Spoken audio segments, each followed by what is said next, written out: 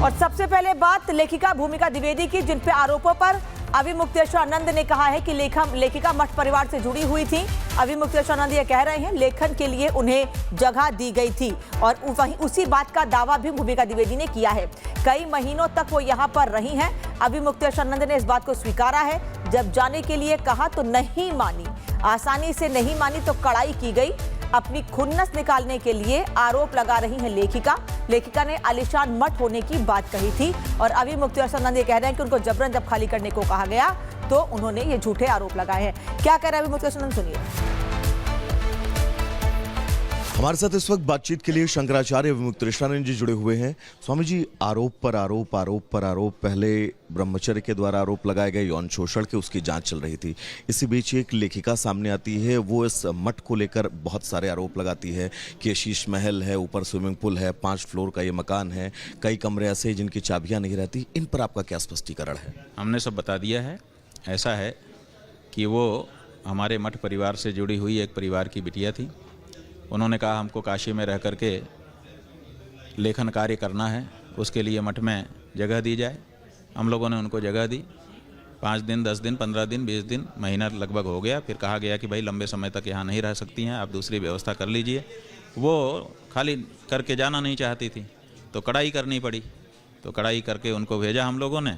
उसी बात की खुन्नस वो मन में रखे हुए हैं। और अगर यहाँ कुछ गड़बड़ी हो रही थी तो इतने दिन तक चुप क्यों थी वो? उसी समय उनको नालिश कर देनी चाहिए थी। अब जब वातावरण ऐसा हुआ है तो वो खड़ी हो गई हैं। इसका क्या तात्पर्य? इससे आप क्या तात्पर्य निकालते हो? यही तो तात्पर्य है कि उनके मन में खुन्नस थी। अब उन्होंने देखा कि मौका है तो हम भी अपनी खुन्नस निकाल लें। इससे ज़्यादा क्या है? क्योंकि स्वामी जी, हम उनके परिवार वालों से जाके बात कर लीजिए उनके बारे में। स्वामी जी, हम इस वक्त बेसमेंट में मौजूद है। हमें ऐसा शीश महल जैसा यहाँ पर इस फ्लोर पर तो कुछ नहीं दिखा। ऊपर की क्या स्थिति है? अरे भाई, ये पूरा मठ एक जैसा है। नीचे कुछ हो ऊपर कुछ हो, ऐसा नहीं होता है। ये मठ जो है सार्वजनिक मठ है और शंकराचार्य जी महाराज यहाँ पर विराजमान रहे हैं। उनके बाद हम यहाँ पर विराजमान हैं। यहाँ पर भगवान की पूजा आराधना होती है। यहाँ पर पाठशाला चलती है वेद की। यहाँ पर अच्छे कार्य होते हैं। स्वामी जी, बटुकों के कुछ बयान का मतलब है कि शीशे लगे हैं, ऐसे देख लो। ये शीशे इसलिए लगाए जाते हैं ताकि छुप करके कोई कार्य ना हो। कोई यहाँ आकर के कमरा बंद करके छुप करके कुछ ना करे, इसके लिए ज़्यादा से ज़्यादा जगह को शीशे से बंद किया गया है ताकि आए ना, लेकिन दिखता रहे। वहाँ का लोग हमको देख लें, हम उनको देख लें। तो शीश महल का मतलब ये हमारा गुण है कि अवगुण है कि हमने यहाँ पर शीशे दीवालों में लगा रखे हैं ताकि आर पार दिखता रहे, पारदर्शिता बनी रहे। इसी जो हमारा गुण है उसको तो कम से कम गुण कहो, उसको भी अवगुण कह रहे हैं। समझिए, बटुकों ने भी आज कुछ आरोप लगाए हैं, वो मीडिया के सामने आए। उन्होंने बताया कि कैसे उनका यौन शोषण हुआ। ये सारी चीज़ें, इन बयानों पर आप क्या कहेंगे? ऐसा है कि बटुकों ने लगाए वही बटुक हैं, इसकी गारंटी किसने दी? क्या चैनल ने डिस्क्लेमर लगाया? क्या उन्होंने शपथ पत्र घोषित किया कि हम जो बटुक दिखाने जा रहे हैं वही बटुक हैं? एक बात। दूसरी बात यह है कि जो पॉक्सो एक्ट है उसमें नियम है कि जो पीड़ित माइनर है उसकी आइडेंटिटी को डिस्क्लोज नहीं किया जा सकता। तो जब डिस्क्लोज नहीं किया जा सकता तो प्रकरण में कौन कौन है? एक तो न्यायालय है, एक तो पुलिस है और एक तो शिकायत करता है। तो आखिर चैनल को किसने बता दिया कि यही वो बटुक हैं? इन्हीं में 3 में से किसी ने बताया। और जो डिस्क्लोज करेगा माइनर की आइडेंटिटी, उसके लिए 6 महीने की सज़ा है।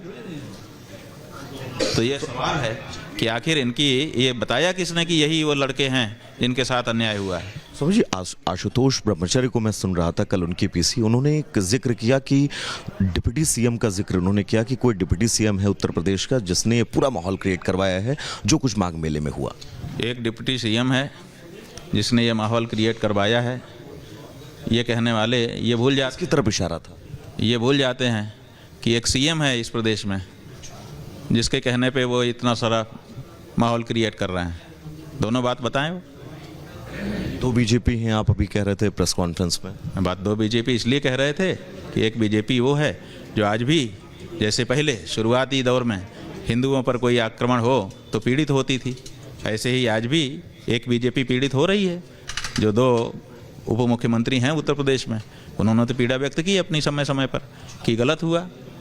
और दूसरी बीजेपी वो है जो बुलडोजर लेकर के घूम रही है कि जरा भी हमारे विरुद्ध कुछ तुमने कहा, चाहे उचित ही कहो, हम तुम्हारे ऊपर बुलडोजर चढ़ा देंगे।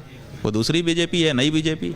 सर उसी पीसी स्वामी जी, लोग बुलडोजर बाबा की जय लगा रहे हैं। स्वामी जी उसी पीसी में बुलडोजर बाबा, अब बुलडोजर भी बाबा हो चुका है।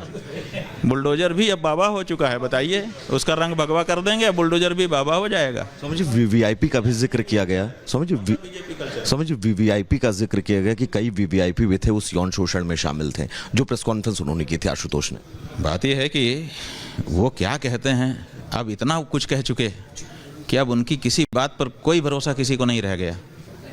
आप कुछ भी कह दो। इसलिए जो व्यक्ति इतना गंदा कह रहा हो, अब उसमें क्या हम कहें, कह नहीं सकते हैं। अभी आपने एप्स्टीन का जिक्र किया, एप्स्टीन फाइल का प्रेस कॉन्फ्रेंस के दरमियान, वो क्या प्रकरण था एक बार बताइए। यह है कि लोग कह रहे हैं कि ये प्रकरण इसीलिए इतना बढ़ाया जा रहा है कि एप्स्टीन फाइल खुल गई है, उसको दबाना है।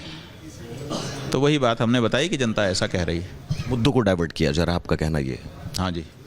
समझिए मेरा आखिरी सवाल आपसे, कल हाईकोर्ट में बहुत अहम सुनवाई है, इसको लेकर कितनी उम्मीदें आपको है? बात यह है कि हम उसमें ज़्यादा ध्यान नहीं देते हैं। हम अपना काम यहाँ पर कर रहे हैं। जो होगा वहाँ पर जो कानूनी रेमेडी है, वो हमारे कानूनी जो हमारी सहायता कर रहे हैं अधिवक्तागण, वो उसको कर रहे हैं, हमसे अनुमति लेकर के कर रहे हैं।